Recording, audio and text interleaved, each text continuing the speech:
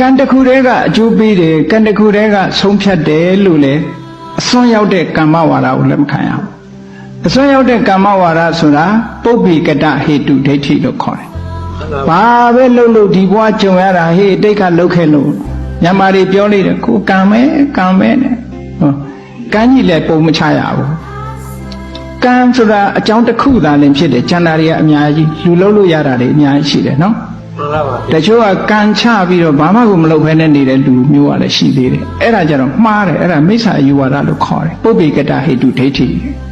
သူကဘယ်လိုယူဆတော့ဆိုရင် fatalism လို့ဟာမျိုးပေါ့ဘယ်ရာပဲဖြစ်ဖြစ်ကံကအဆုံးဖြတ်ပေးတယ်ငါဒီဘဝဖြစ်လာတာလဲကံဆင်းရဲတာလဲကံပဲငါဘာမှလုပ်လို့မရဘူးအတိတ်ဘဝကကံကြောင့်ဖြစ်တာဒီဘဝကြုံရတွေ့တဲ့မြတ်တွေအကုန်လုံးဟာကံကြောင့်ဖြစ်တာလို့ယုံကြည်လို့ရှိရင်ပုပ္ပိကတဟေတုဒိဋ္ဌိတဲ့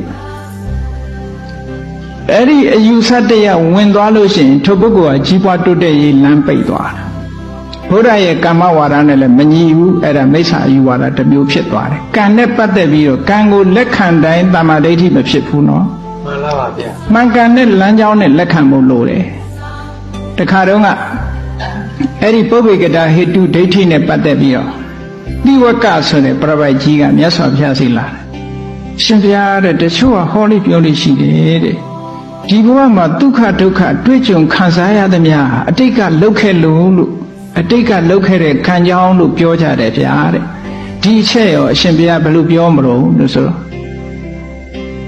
မြတ်စွာဘုရားကတိဝကကတော့မင်းမဲ့စဉ်းစားကြည့်ပေါ့တဲ့နော်လောကမှာကိုလက်တွေ့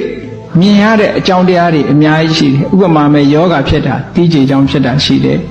အေးတဲ့ထွက်လို့နှာစေးချောင်းဆိုးဖြစ်တာရှိတယ်အပူမီးတို့ဖြားတာရှိတယ်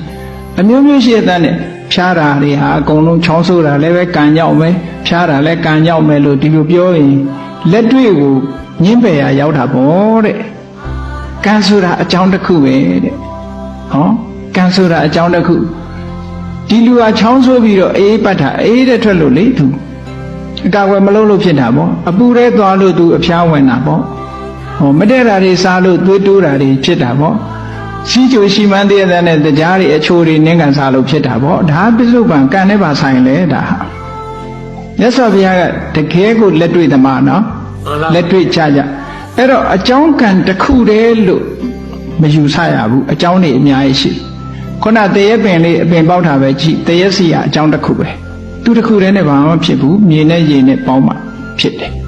အဲ့ဒါလိုပဲအကြောင်းတရားဆိုတာအများကြီးရှိတယ်လို့လက်ခံရမယ်ဘာဖြစ်ဖြစ်ကံ့ကြောင့်ဆိုတဲ့ဟာလက်ခံစရာအကြောင်းမရှိဘူး